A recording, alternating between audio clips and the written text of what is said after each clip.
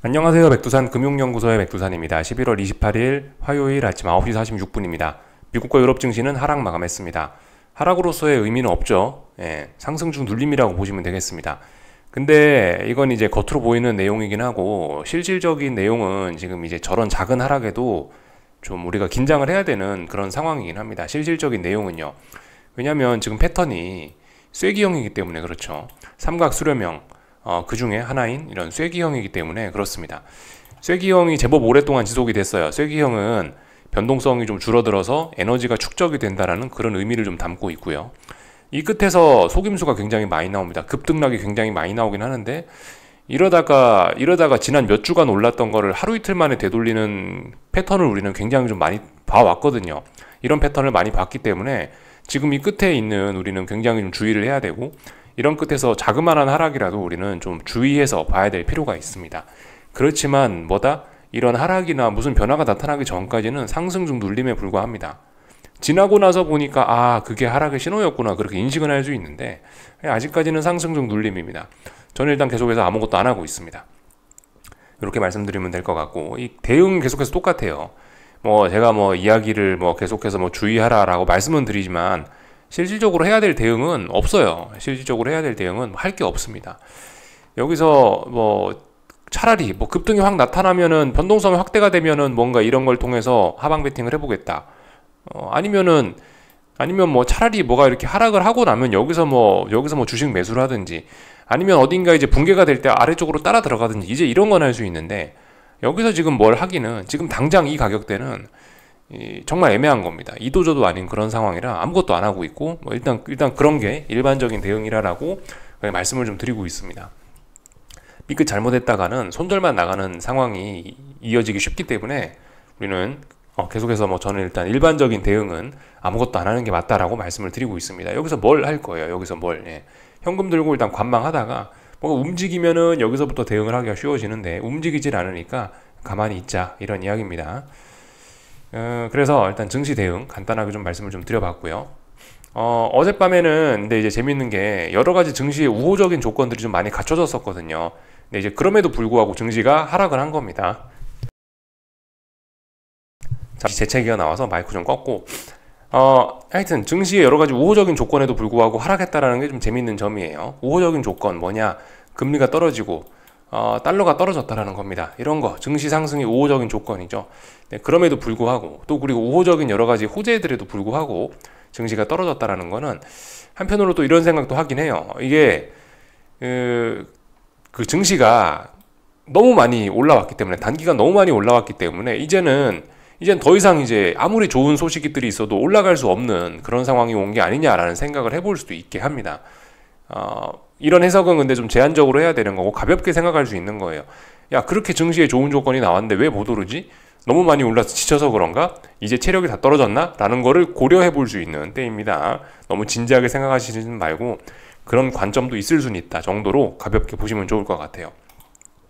우호적인 조건이 뭐가 있었냐 이야기를 좀 드리면 될 것 같은데, 하나씩 좀 볼까 합니다. 시간 순서대로 신규 주택 판매, 뉴 홈 세일즈, 요 지표가 나왔는데 예상치를 살짝 하회했습니다. 그래서 미국 경제가 과열되지도 않고 적당히 식어가고 있구나. 적당히 식어가니까 경기 침체도 없을 거고 인플레이션도 잡힐 거야 라는 그런 희망을 주게 했죠. 이런 지표를 보고 금리가 크게 떨어졌고 달러가 크게 떨어졌습니다. 그 이후에 있었던 채권 입찰에서도 5년물 입찰이 제법 성공적으로 마감이 되면서 장기물 금리를 크게 끌어내렸어요. 국채 입찰 자체는 별로 성공적이지 못했다라고 합니다. 수요가 별로 없었다라고 하는데 그나마 5년물이 좀 수요가 괜찮아서 좀 괜찮았다라고 하더라고요. 그래서 5년물 국채 입찰이 괜찮았다라는 것 때문에 10년물 금리 이런 것들이 계속해서 장기물 금리가 크게 떨어지면서 시장은 긍정적인 영향을 받긴 받았겠죠. 근데 이제 그럼에도 불구하고 일단 하락 마감을 한 거라고요. 증시는요. 이런 좋은 조건에도 불구하고. 물론 근데 또 그리고 여기 좋은 조건이 참 몇 가지 좀 더 있긴 했었죠. 예를 들면 이런 것들. 어제 사이버 먼데이라고 했는데 매출이 대박이 났다라고 합니다. 그래서 블랙 프라이데이하고 사이버 먼데이 매출 다 해보니까 올해 13조 원이다. 역대 최고다. 라는 이런 소식도 증시의 어떤 호재로 작용을 할 수가 있는데, 근데 문제는 이제 증시는 안 올랐다라는 거죠. 하여튼 그렇다. 그래서 지금 상황을 보면은 이 지금 주식시장 혹은 금융시장의 이 주요 생각은 뭐냐면은 경기 침체는 일단 없을 것 같다. 왜냐면은 지금 봐라. 블랙 프라이데이 하고 뭐 사이버 먼데이 매출을 봐라. 역대 최고지 않냐. 역시 미국을 지탱하는 건 소비다. 소비가 너무 튼튼하다. 그래서 연착륙이 있지 경착륙, 경기 침체는 없을 것이다 라는 생각 퍼지고 있고요. 그럼에도 불구하고 어떻게 소비가 너무나 좋고 이렇지만은 인플레이션은 어떻게 해서 잡힐 것 같아. 인플레이션이 잡힌다라는 것은 결과적으로 이거는 금리가 내년에 떨어질 수 있다라는 생각을 이렇게 연상을 시키거든요. 그래서 야, 경제는 좋지만 내년에 금리 인하에 대한 기대감은 잔뜩 들어가 있고, 그러니까 경기 침체는 없고, 야, 그럼 이제 주식 사야지. 경기 침체 없고 인플레가 잡히고 연준도 앞으로 뭐 연준도 22도 내년에 금리 인하할 거니까 그럼 당장 지금 주식을 사야지 라는 생각으로 인해서 지금 막 증시가 올라가고 금융시장에 전반적으로 낙관론이 퍼져 있는 그런 상황인 겁니다. 이런 것들이 주식을 끌어올리고 금리를 낮추고 뭐 달러를 끌어내리고 그런 모습들이 진행이 되고 있죠. 근데 말씀드렸다시피 한편으로 지금 이런 움직임이 너무 좀 한동안 급격하게 진행이 돼버렸기 때문에 더 이상 어느 순간 밑으로 이제 금리는 잘 떨어지지 않고 있고 어느 레벨 밑으로 달러도 잘 떨어지지 않고 있고 어느 레벨 위로 증시가 잘 오르지도 못하고 있는 그런 상황입니다. 사실 몇 주째 금리가 떨어지지도 않고 있고 몇 주째 주식이 오르지도 못하고 있는 이런 상황이 지속이 되고 있는 거죠. 일단 이런 기대감이 그래서 그래서 이런 내용들을 고려해 봤을 때 기대감이 좀 너무 과한 게 아니냐라는 생각을 좀 해보게 합니다.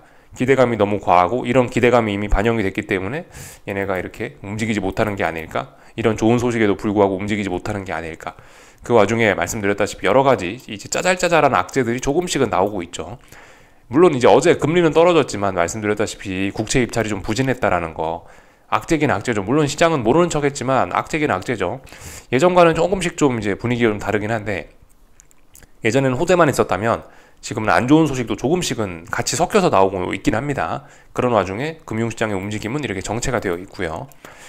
그래서 하여튼 주의해야 되는 시점이다. 함부로 뭐 어떤 이런 시장의 기대감을 추종해서 금리는 더 떨어질 거고 주식은 더 올라갈 거야 라고 마냥 생각하기는 좀 위험하다. 이 금융시장의 움직임 자체가 최근에 너무 과했기 때문에 이 부분에 대한 피로감이 지금 여전히 굉장히 많이 누적이 되어 있는 상태라 이런 흐름을 추종하기에도 부담스럽고 그렇다고 반대로 베팅하기도 지금 근거가 없고 그렇기 때문에 지금은 가만히 있자라고 가만히 있자라고 이렇게 말씀을 드리고 있죠. 실제로 그래서 그 여러 가지 지표들 뭐 다른 것들도 조금 살펴보면은 재밌는 것들이 좀 많이 있습니다. 예를 들면은 뭐 이런 것들 보시면은 이 경기 선행 지표들이죠. 경기 선행 지표인데 뭐 이런 것들을 보시면 경기 선행 지표가 뚝뚝뚝 떨어지고 있다. 이런 것들은 앞으로 여기 써 있죠. 이번 주 후반에 발표될 물가 지표가 예상을 하회해서 시장에 좋은 영향을 미칠 것이다라고 볼 수 있는 그런 근거가 이렇게 나오고 있는 거죠. 이런 걸 보면서 사람들은 괜찮을 거다라고 생각을 하고 있습니다. 하지만 근데 주의를 해야 되죠. 아직까지는 괜찮은데 이 금리가 아무래도 전반적으로 높다 보니까 연체율 이런 것들이 좀 높아지고 있다라는 거 부담일 수 있고요. 또 그리고 뭐 이런 부분도 이 가계의 저축이 말씀드렸다시피 많이 좀 소진이 되어 있다. 여기서 자칫 잘못하면 또 위기 때처럼 또 갈 수 있기 때문에 주의해야 된다. 지금은 소비가 좋은데 이 미국 가계의 소비를 지탱하게 해주는 요소인 초과 저축이 많이 소진됐기 때문에 앞으로 미래는 좀 불투명한 그런 상황이라 할 수 있겠죠. 현재는 좋습니다. 지금 당장 오늘은 좋아요. 근데 앞으로 미래가 이런 점들 때문에 저축이 줄어들고 있고 저축이 거의 소진됐고 그러니까 연체율이 늘어나고 있고 그러면서 기업의 실적들도 사실 IT 빅테크만 좋지 나머지 친구들은 좀 안 좋은 상황이거든요. 러셀 2000이 안 나가는 이유가 그런 것 때문이죠. 데이터를 좀 예전에 본 거라 갖고 막 직접 보여드리긴 지금 그 데이터를 찾기는 좀 어려운데 러셀에 상장된 2000개 기업들 중에 40%의 기업이 앞으로의 전망을 어둡다라고 했다라고 합니다. 그래서 그런 것들을 보면은 좋긴 좋은데 지금은 분명 좋은 건 맞는데 미래가 좀 불투명한 게 있습니다. 이 미래에 대한 불투명한 거는 아직 시장에 반영이 되어 있지는 않은 거죠. 그래서 일단 여기까지 좀 말씀을 좀 드려봤고요. 참 이쯤에서 또 재밌는 데이터도 좀 하나 있는데 같이 좀 볼까 합니다.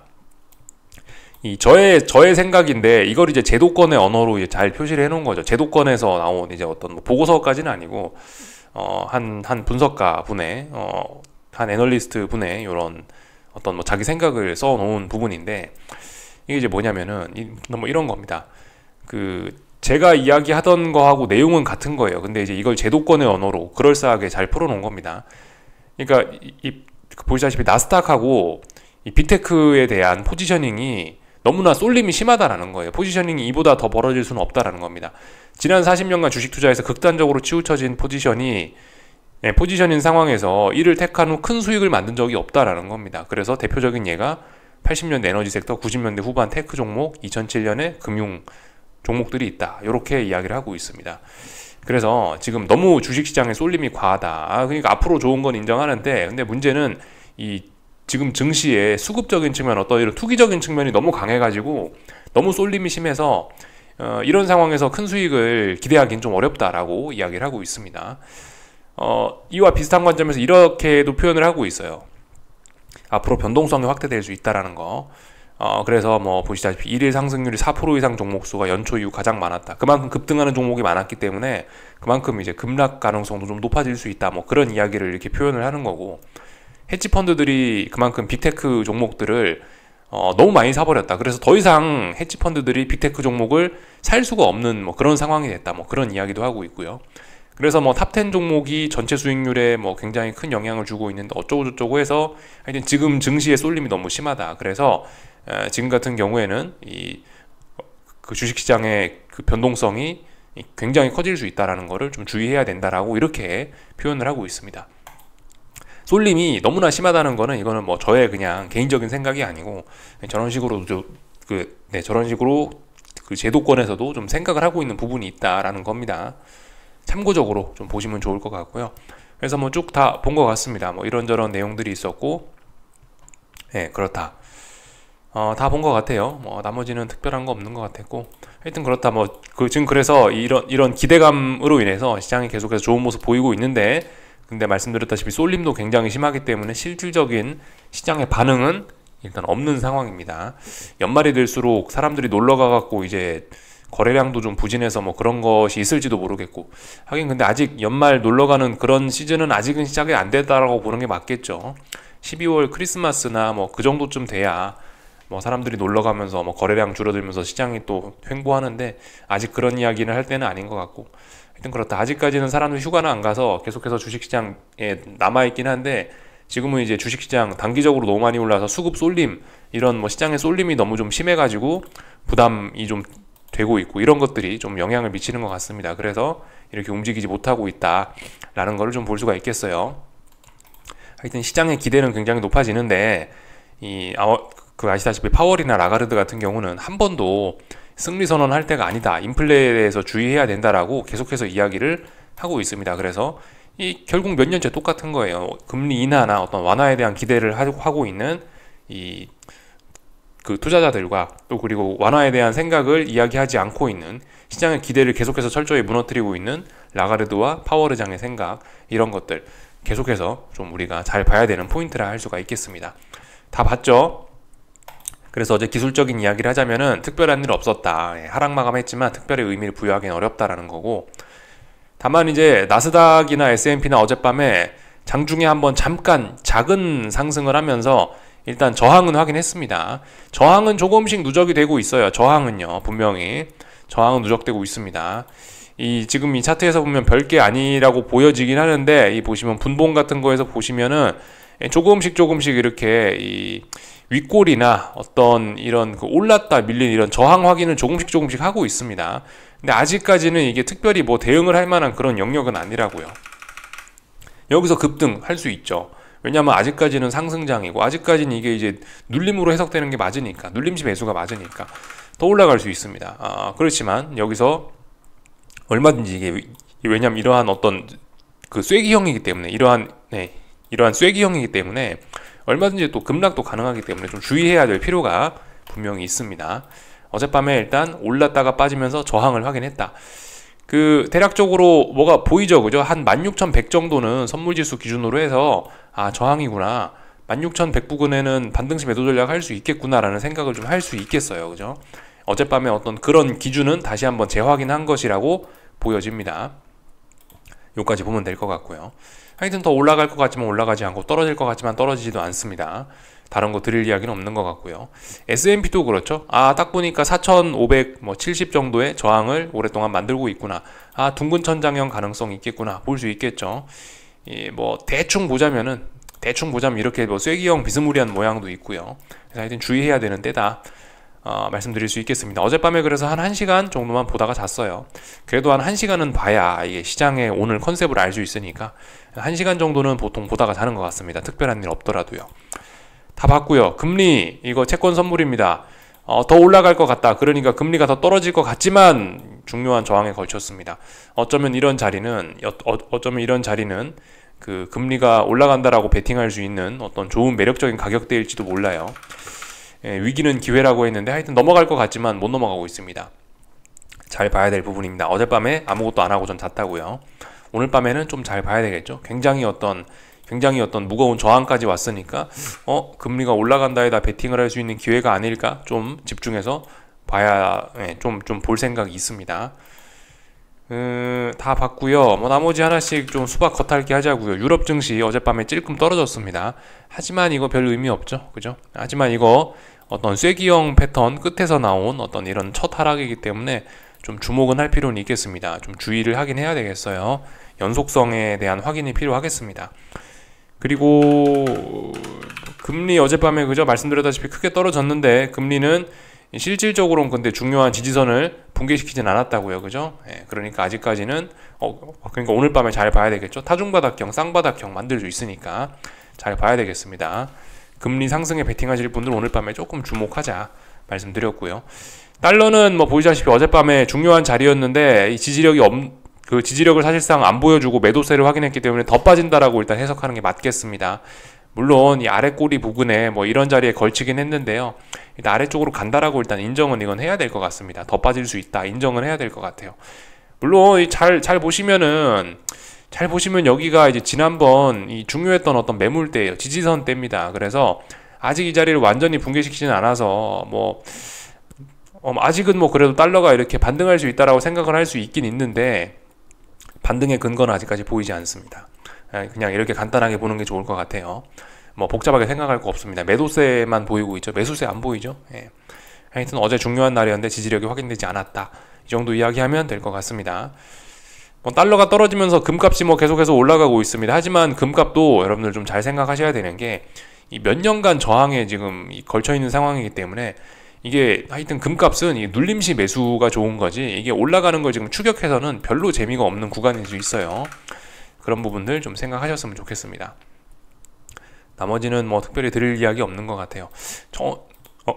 가만 보니까 천연가스가 하방 경직성을 여기서 확인하는 것 같네요. 여기서 확인하고 슬슬 올라오는 것 같네요. 이런 부분들 뭐 특별히 다른 건 없습니다.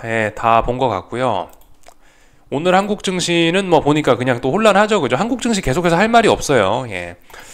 이 코스피는 위쪽으로 뭐 많이 올라가지도 못하고 많이 내려오지도 못하고 답답한 구간 안에 있고 코스닥도 오르지도 내리지도 못하고 있고 환율도 그래요. 환율도 말씀드렸다시피 지금 1297원이 어떤 중요한 자리인데 97원 부근에서 그렇게 멀리 떠나가지도 못하고 계속 이 선 부근을 맴돌고 있죠.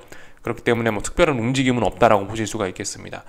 물론 오늘의 움직임은 뭐냐? 1297원은 시가에서 출발해서 시작부터 이 강한 매도세를 뽐내고 있기 때문에 이거는 난 97원을 붕괴시키는 의미다라고 볼 수가 있는데 근데 보시다시피 97원 부근에서 워낙 오랫동안 이렇게 움직였기 때문에 사실 오늘 이렇게 조금 더 붕괴를 시킨다라고 해서 특별한 의미를 부여하기는 어려울 것 같습니다.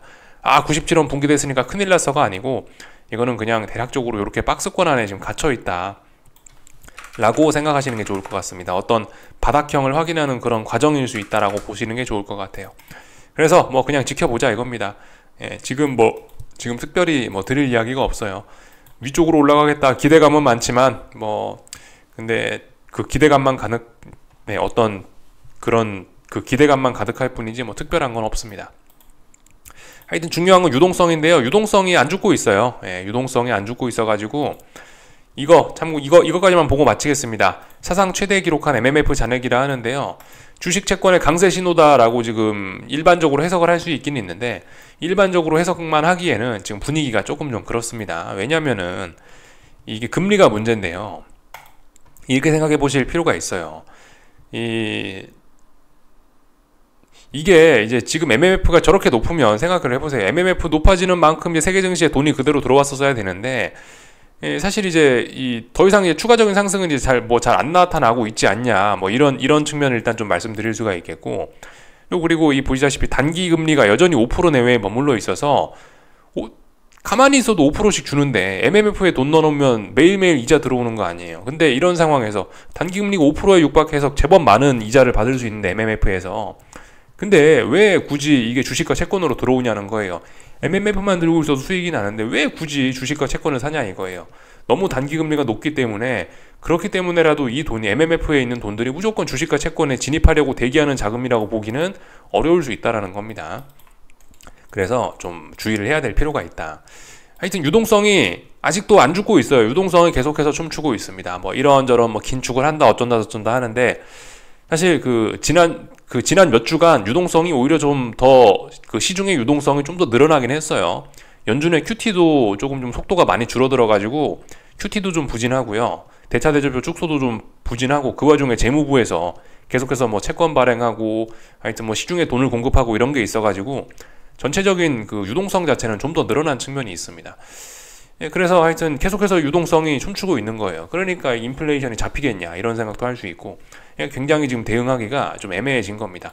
유동성이 많으니 이게 주식이 빠질까 싶기도 하고, 하여튼 그런데 분명한 건 근데 주식에 쏠림이 너무나 좀 많이 와 있고, 지금 경제 상황도 마냥 현재는 좋지만 미래가 좀 불투명하다라는 점들이 문제가 될 수 있죠. 그래서 하여튼 시간 잘 보내자 이겁니다. 지금 눈에 보이는 게 딱히 없다.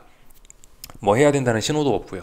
여기까지만 말씀드리겠습니다. 궁금한 거 리플 남겨주시고요. 오늘 저녁에 뵙도록 하겠습니다. 여기서 마치겠습니다.